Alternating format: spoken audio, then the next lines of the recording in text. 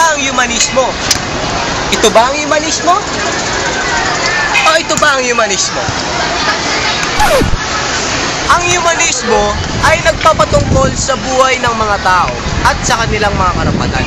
Pero ngayon, magpo-focus tayo sa iba't ibang uri ng tao. Katulad na lang halimbawa ng mga nerd, mga mahilig mag-aral.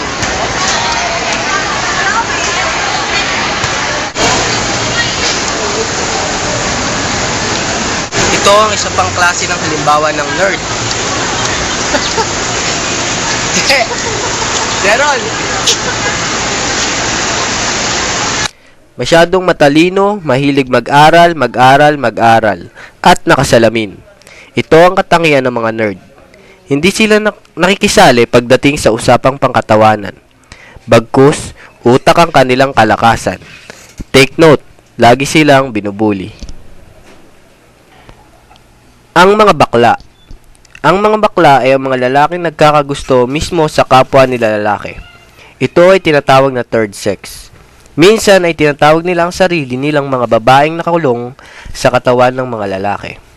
May mga baklang nagsusuot ng pangbabaeng kasuotan at may iba naman na tago at nasa loob ang kulo. Kikay. Ito ang klase ng tao na hindi pahuhuli pagdating sa passion.